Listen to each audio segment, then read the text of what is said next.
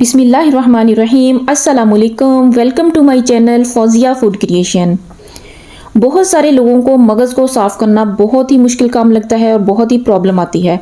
तो आज की वीडियो में मैं आपको बताऊंगी कि किस तरीके से हम मगज़ को बहुत ही आसानी से और बहुत ही जल्दी साफ़ कर सकते हैं। तो बहुत ही इजी वे से इसको साफ़ करने का तरीका मैं आपको बताऊंगी। सिर्फ चंद मिनटों में ये झटपट तरीके से साफ़ हो जाएगा। तो वीडियो को आपने फुल वॉच करना है। तो चलिए जल्दी से इसको साफ़ करना हम शुरू करते हैं। तो यहाँ पर देखिए कि एक प्लेट में हमने मगज़ लिया है। जो हमने मगज़ लिया है, भेजा लिया है, वो है मटन का। तो मटन का जो मगज़ होता है वो थोड़ा छोटे साइज़ का होता है और जो बीफ का होता है थोड़ा बड़े साइज़ का होता है। ये जो हमने मगज़ लिया है ये है मटन का और ये 2 बकरों का है। हाफ एक बकरे का है और हाफ जो है वो एक बकरे का है। तो इसके ऊपर काफ़ी रगें हैं, इसको हमने साफ़ करना है। तो बीफ के जो मगज़ को साफ़ करने का तरीका और मटन को साफ़ करने का जो तरीका है वो सेम ही है। दोनों के मगज़ को हम सेम तरीके से ही साफ़ कर सकते हैं। तो इसके लिए हमने यहाँ पर एक बॉल में पानी ले लिया है और बहुत ही इजी वे से इसको हमने चंद मिनटों में ही साफ़ कर लेना है। तो इस तरीके से आपने एक मटन का जो मगज़ है इसको आपने हाथ में पकड़ लेना है बहुत ही सॉफ्टली। तो इस तरीके से आपने हाथ से इसके ऊपर से ये जो झिल्ली होती है, रगें होती हैं रेड कलर की, इसके ऊपर वेन्स होती हैं, इसको आपने साफ़ करना है और इस तरीके से आपने पानी के अंदर वो हाथ को साफ़ कर लेना है और फिर दोबारा गीला हाथ करके तो इस तरीके से आपने बहुत ही सॉफ्टली इसके ऊपर से सारी रगों को साफ़ कर लेना है। तो यहाँ पर देखें तो बहुत ही आसानी से इसके ऊपर से जो वेन्स है वो साफ़ हो रही हैं। कोई मुश्किल काम नहीं है, बहुत ही इजी वे से इसको साफ़ करना है। लेकिन आपने इसको यहाँ पर एक चीज़ का ख्याल रखना है कि जो मगज़ है इसको आपने बहुत ज़्यादा हार्डली नहीं पकड़ना, बल्कि बहुत ही आसानी से बिल्कुल सॉफ्टली आपने इसको हाथ में पकड़ना है और बहुत ही सॉफ्टली इसकी जो वेन्स हैं इसको उतारना है। क्योंकि अगर आप इसको दबा दबा के करेंगे तो इसके से अंदर से जो भेजा है मगज़ है वो बिल्कुल एक पेस्ट की तरह बन जाएगा। तो इस तरीके से आपने हर पीस को उठाना है और थोड़ा सा आपने गीला हाथ करना है और फिर इस तरीके से आपने जो इसके ऊपर जो झिल्ली है इसको आपने ऊपर से उतारना है। तो यहाँ पर देखिए माशाल्लाह से बहुत ही आसानी से सिर्फ चंद मिनटों में इसके ऊपर से जो झिल्ली है बारीक सी वो बहुत ही आसानी से इसके ऊपर से रिमूव हो रही है।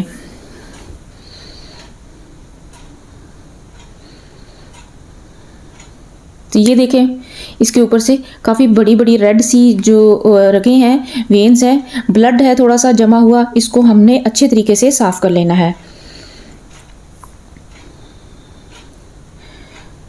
इसको साफ़ करना कोई इतना ज़्यादा मुश्किल काम नहीं होता, बहुत ही आसानी से हम इसको चंद मिनटों में साफ़ कर सकते हैं।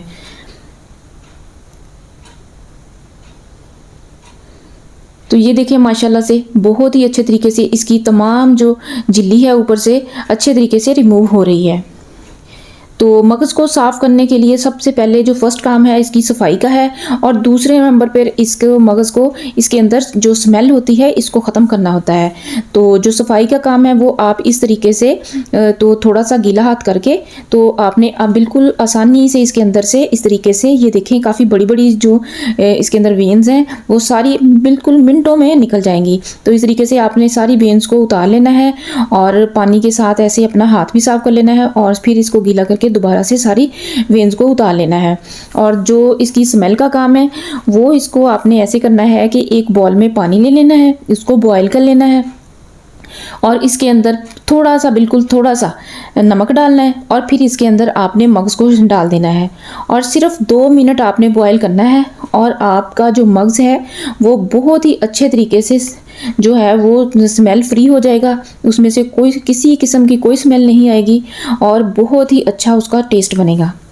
तो यहाँ पे देखिए कि हमने मगज़ को बहुत ही अच्छे तरीके से साफ़ कर लिया है। तो काफ़ी ज़्यादा जो है वो मगज़ जो है वो हमारा बहुत ही अच्छे तरीके से साफ़ हो चुका है। तो सिर्फ चंद मिनट लगे हैं और चंद मिनटों में इसके ऊपर से तमाम जो झिल्ली है वो अच्छे तरीके से रिमूव हो चुकी है।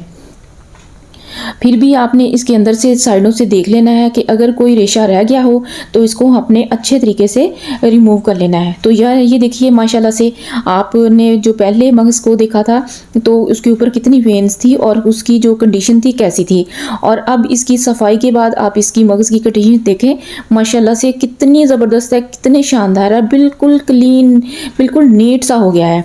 और फिर इस तरीके से अगर हम पकाएंगे तो इसका टेस्ट भी बहुत ही अच्छा बनेगा। आप जब भी मगज़ बनाएं तो मेरे इस तरीके को ज़रूर फॉलो कीजिए। अगर आपको मेरी ये वीडियो अच्छी लगे तो प्लीज़ मेरे चैनल को सब्सक्राइब कीजिए और वीडियो को लाइक भी कीजिए और इसे अपने फ्रेंड्स और फैमिली मेम्बर्स के साथ शेयर भी कीजिए। तो अपना बहुत सा ख्याल रखिएगा। तो मिलते हैं एक नई वीडियो में, तब तक के लिए अल्लाह हाफ़िज़। बिस्मिल्लाहिर्रहमानिर्रहीम, अस्सलाम वालेकुम, welcome to my channel Fauzia food creation. आज हम बहुत ही स्पेशल रेसिपी, बकरा ईद आने वाली है तो इस हवाले से मगज़ बनाने की बहुत ही ज़बरदस्त और ऑथेंटिक रेसिपी बनाएंगे। तो बकरा ईद पे ये रेसिपी हर घर में स्पेशली बनाई जाती है, तो आज ये हम बहुत ही आसान तरीके से इसको बनाएंगे ताकि जिन लोगों को ये बहुत मुश्किल लगती है तो उनके लिए ये बहुत ही आसान रेसिपी होने वाली है। तो आपने वीडियो को एंड तक ज़रूर वॉच करना है और चैनल पर नहीं हुआ तो चैनल को सब्सक्राइब कर दीजिए। तो चलिए जल्दी से इस मज़ेदार सी रेसिपी को बनाना शुरू करते हैं। तो इसके लिए मैंने यहाँ पर मगज़ लिया है बकरे का। तो यहाँ पर मेरे पास जो मगज़ है ये है 2 बकरों का। बकरे का मगज़ चूँकि छोटा होता है और जो बीफ का मगज़ होता है वो काफ़ी बड़ा होता है साइज़ में। तो यहाँ पर मैंने जो बकरे के 2 मगज़ लिए हैं इनको अच्छे तरीके से मैंने नीट कर लिया है, इसकी सफाई कर ली है। मगज़ के ऊपर जो बीफ का मगज़ होता है उसके ऊपर और बकरे के मगज़ के ऊपर एक बारीक सी झिल्ली होती है, उसके ऊपर रेड कलर की इसके ऊपर वेन्स होती हैं जिसको हमने अच्छे तरीके से साफ़ करना होता है। तो मैंने यहाँ पर देखें अच्छे तरीके से इसको नीट क्लीन कर लिया है।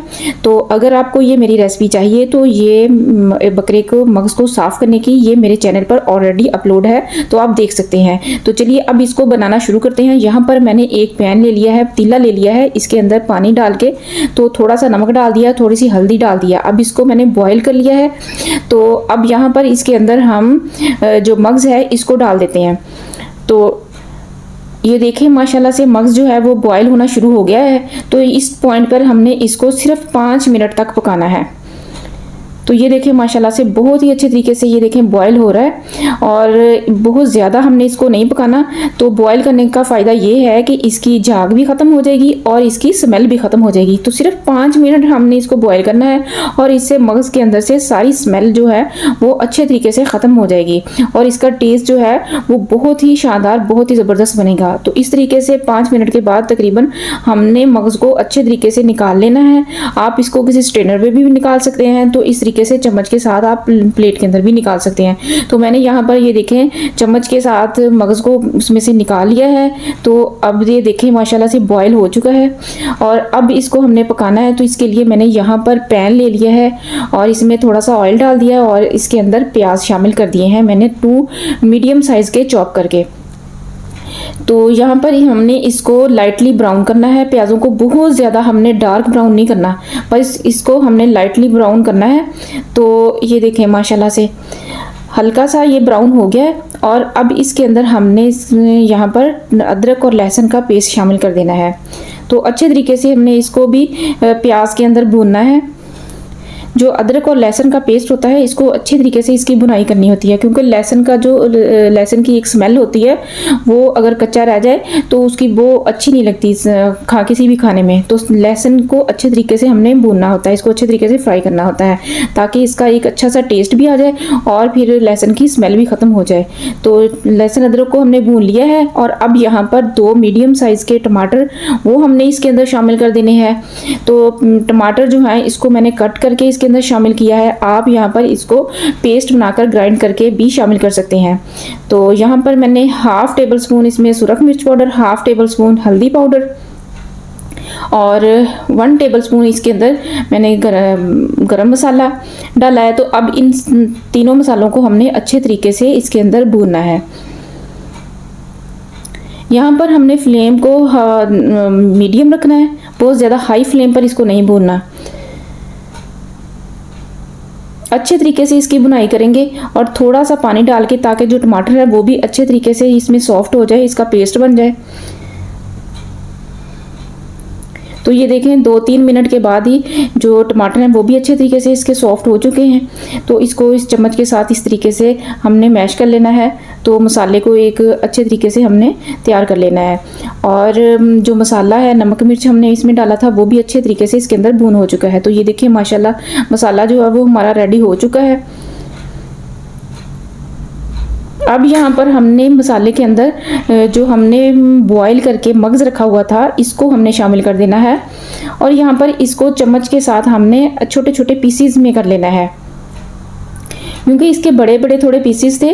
तो अगर हम इसको ऐसे ही डालेंगे तो वो सही नहीं लगेगा। तो चम्मच के साथ हमने इस तरीके से इसके छोटे छोटे पीसीस कर लेने हैं, ताकि ये प्याज का जो हमने मसाला तैयार किया ना इसमें अच्छे तरीके से शामिल हो जाए और एक अच्छी सी इसकी बुनाई हो जाए।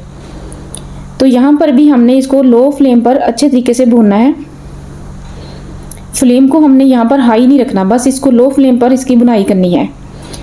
तो इसकी बहुत ज़्यादा बुनाई की ज़रूरत नहीं है, क्योंकि हमने मगज़ को पहले ही बॉयल कर लिया था। तो बॉयल जब हम कर लेते हैं तो इसके अंदर से तमाम स्मेल जो है वो ख़त्म हो जाती है और इसकी झाग जो होती है वो भी ख़त्म हो जाती है। तो ये देखें हमने बॉयल किया था ना इसको मगज़ को, तो ये देखें इसकी झाग बिल्कुल भी नहीं बनी। कुछ लोग ऐसे करते हैं कि मगज़ को पहले बॉयल नहीं करते और कच्चे मगज़ को ऐसे मसाले के अंदर डाल के तो भूनते हैं। इससे ना तो मगज़ की जो भेजे की स्मेल है वो ख़त्म होती है और ना ही उसकी जितना मर्जी घंटों भी पकाते रहें तो उसकी झाग जो होती है वो ख़त्म नहीं होती। तो ये एक टिप है और इसकी आपने इसको नोट करना है कि जब भी मगज़ पकाना है, बीफ का बनाना है या बकरे का पकाना है, तो आपने पहले सबसे इसको बॉयल करना है। पहले इसकी सफाई करनी है अच्छे तरीके से और फिर इसको आपने बॉयल कर लेना है सिर्फ 2-3 मिनट के लिए। तो इससे इसका टेस्ट इतना अच्छा बनेगा, इतना लाजवाब बनेगा और फिर इसकी स्मेल भी दूर हो जाएगी और झाग भी ख़त्म हो जाएगी। तो यहाँ पर हमने इसकी बहुत ज़्यादा बुनाई नहीं करनी, सिर्फ 4-5 मिनट तक हमने इसको भूनना है। और ये देखें माशाल्लाह से कितना शानदार बन गया है। अब यहाँ पर इसके अंदर हमने लास्ट पे सब्ज़ मिर्च डालनी है। सब्ज़ मिर्च को हमने शुरू में नहीं डालना, लास्ट में डालना है, ताकि इसका अच्छा सा फ्लेवर और इसकी एक अच्छी सी खुशबू जो है वो भेजे में से आए। और अब यहाँ पर इसमें सब्ज़ हमने धनिया डाल देना है। नमक हमने जो है वो बॉयल करते वक्त भी डाल दिया था, तो इसलिए हमने इसकी मिकदार अपने हिसाब से इसमें नमक डालना है कि बहुत ज़्यादा जो है वो मसाले में नमक ना शामिल हो जाए। तो ये देखें माशाल्लाह अल्हम्दुलिल्लाह बहुत ही शानदार, बहुत ही ज़बरदस्त मगज़ मसाला जो है वो हमारा तैयार हो चुका है। तो ये देखें अब ये बिल्कुल रेडी है और बहुत ज़्यादा हमने यहाँ पर इसको इस टाइम पे पकाना नहीं है। तो इस टाइम पे हमने चूल्हा बंद करके इसको उतार लेना है और हमारा मगज़ फ्राई जो है वो रेडी है। तो जी देख सकते हैं माशाल्लाह से इसको डिश आउट कर लेते हैं। बहुत ही शानदार लुक है, बहुत ही ज़बरदस्त है। इसको चम्मच के साथ हमने छोटे छोटे पीसीज में कर लिया था। तो ये देखिए माशाल्लाह से कितना ज़बरदस्त लग रहा है, क्योंकि अगर बड़े बड़े पीसीज हों तो वो एक तो अच्छा नहीं लगता और इतना मज़ा नहीं आता खाने का। तो इस छोटे छोटे पीसीज में हमने कर लिया था। तो ये देखिए कितना शानदार, कितना ज़बरदस्त लग रहा है और छोटे छोटे इसके चंक्स बन जाते हैं। तो खाने में ये बहुत ही टेस्टी लगते हैं। इसका कलर चेक कीजिए और माशाल्लाह से इसकी लुक देखें, बहुत ही शानदार है, बहुत ही ज़बरदस्त है। तो जितना ये देखने में अच्छा लग रहा है तो खाने में तो इससे भी ज़्यादा टेस्टी है। बहुत आसान रेसिपी है, आपने इसको ज़रूर फॉलो करना है। अगर आपको मेरी ये रेसिपी अच्छी लगे तो प्लीज़ मेरे चैनल को सब्सक्राइब कीजिए और मेरी वीडियो को लाइक भी कीजिए। इसे अपने फ्रेंड्स और फैमिली मेम्बर्स के साथ शेयर भी कीजिए। तो एक नई वीडियो में मिलते हैं, तब तक के लिए अल्लाह हाफिज़।